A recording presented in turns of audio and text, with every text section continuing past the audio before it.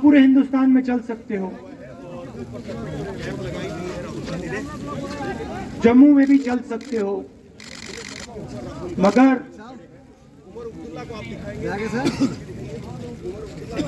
आखिरी जो 4 दिन हैं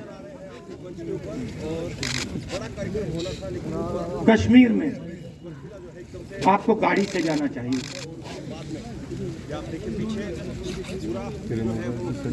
वेणुगोपाल जी ने मुझे कहा पहले, और जो ऑर्गेनाइज कर रहे थे उन्होंने कहा,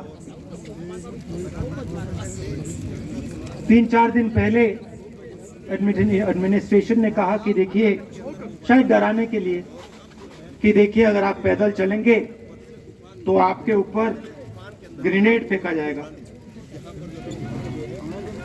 तो मैंने सोचा, सुनिए, मैंने सोचा कि ऐसे करते हैं, मैं अपने घर वापस जा रहा हूं, 4 दिन पैदल चलूंगा, अपने घर के जो लोग हैं उनके बीच में चलूंगा। और मैंने सोचा कि जो मुझसे नफरत करते हैं उनको क्यों ना मैं एक मौका दूं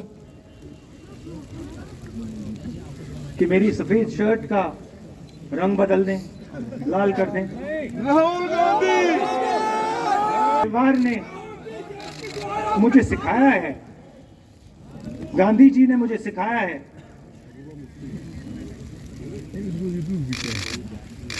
कि अगर जीना है तो डरे बिना जीना है, नहीं तो जीना नहीं है।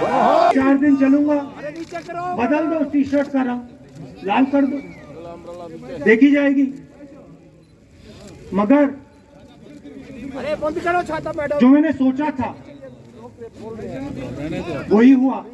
बंद कर दो इसको। अब देखो सामने आराम से। जम्मू कश्मीर के लोगों ने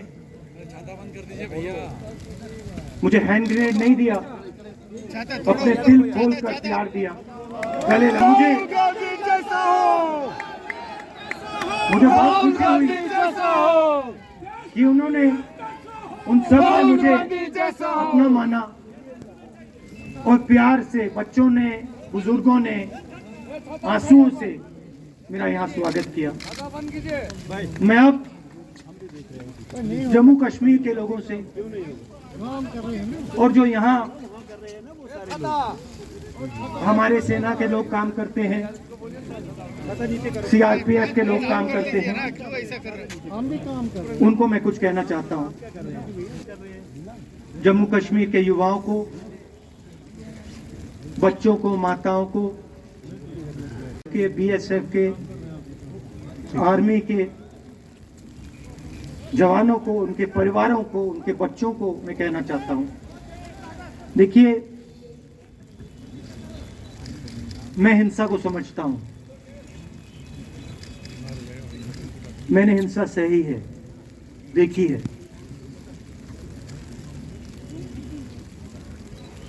जो हिंसा नहीं सहता है, जिसने हिंसा नहीं देखी है, उसे ये बात समझ नहीं आएगी। जैसे मोदी जी हैं, अमित शाह जी हैं, आरएसएस के लोग हैं, उन्होंने हिंसा नहीं देखी।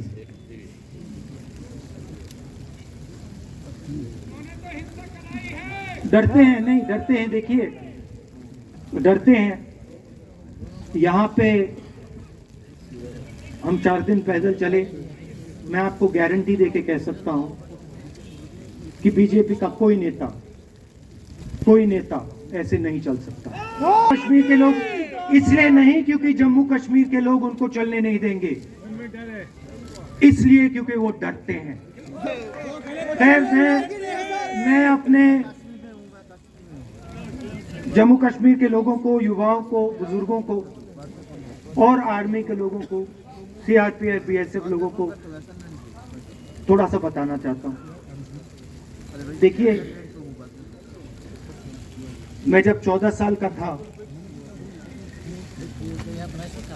स्कूल में था, सुबह ज्योग्राफी की क्लास में था, मैं पढ़ रहा था, सामने बैठा था और मेरी एक टीचर आई, अंदर आई और उसने कहा, राहुल तुम्हें प्रिंसिपल बुला रहा है। मैं बदमाश था, बहुत बदमाश था जब छोटा था। बहन से पूछ सकते हो क्या क्या करता था मैं, अभी भी करता हूं।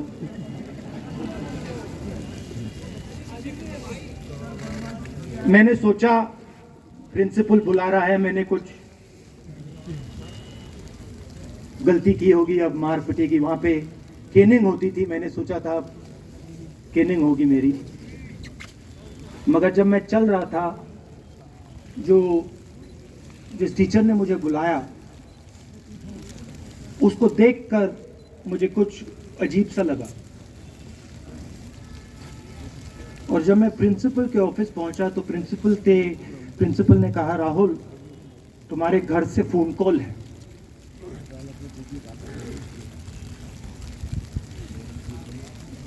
और जब मैंने उसके शब्द सुने मुझे पता लग गया कि कुछ गलत हो गया है। मेरे पैर कांपे और मैंने जैसे फोन अपने कान पे लगाया तो मेरे माँ के साथ एक औरत काम करती है, वो चिल्ला रही थी, राहुल दादी को गोली मार दी, दादी को गोली मार दी, दादी को गोली मार दी।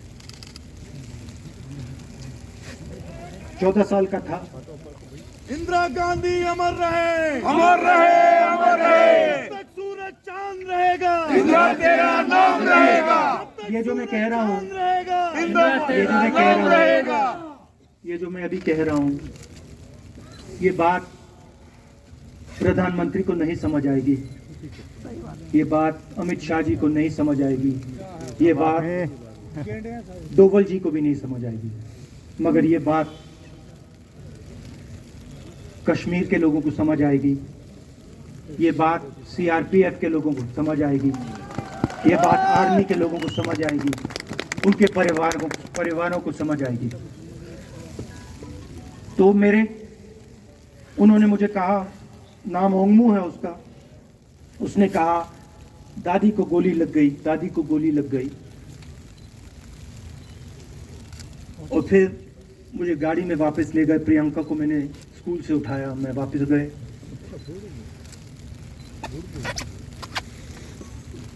और फिर मैंने वो जगह देखी जहां मेरी दादी का खून था।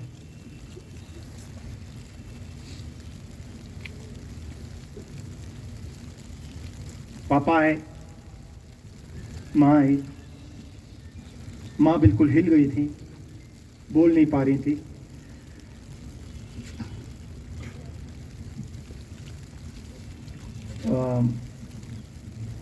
हाँ,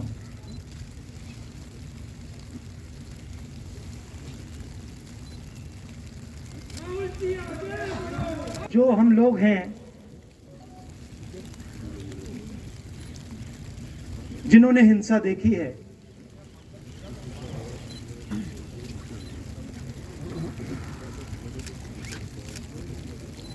ये जो है ना, इसको हम बिल्कुल दूसरी तरीके से देखते हैं। ये आप सबके लिए टेलीफोन है, ये हमारे लिए सिर्फ टेलीफोन नहीं है।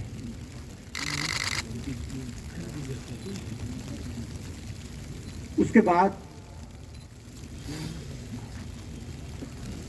6-7 साल बाद मैं अमेरिका में था और फिर से टेलीफोन आया। 21 में टेलीफोन आया। जैसे बहुत सारे, जैसे जो पुलवामा में हमारे सैनिक मरे थे, उनके घर टेलीफोन आया होगा। हजारों कश्मीरी लोगों के घर टेलीफोन आया होगा। सेना के परिवारों को टेलीफोन आया होगा। वैसा ही टेलीफोन आया। पिता के एक दोस्त थे, उन्होंने मुझे फ़ोन किया और कहा, राहुल बुरी खबर है। मैंने उनसे कहा, मैं जानता हूँ, पापा मर गए। कहते हाँ। मैंने कहा धन्यवाद, फ़ोन रख दिया। जैसे मोदी जी हैं, अमित शाह जी हैं, अजीत डोवल जी हैं, आरएसएस के लोग हैं, वो इस बात को समझ नहीं सकते हैं, वो दर्द को समझ नहीं सकते हैं। हम समझ सकते हैं। पुलवामा के जो सैनिक थे, उनके बच्चों के दिल में क्या हुआ मैं जानता हूं। मेरे दिल में वही हुआ है जो यहाँ पे कश्मीर में लोग मरते हैं, उनके दिल में क्या होता है। जब फोन कॉल आता है क्या लगता है, वो मैं समझता हूँ, मेरी बहन समझती है। तो कल किसी जर्नलिस्ट ने मुझसे पूछा, यात्रा का क्या लक्ष्य है।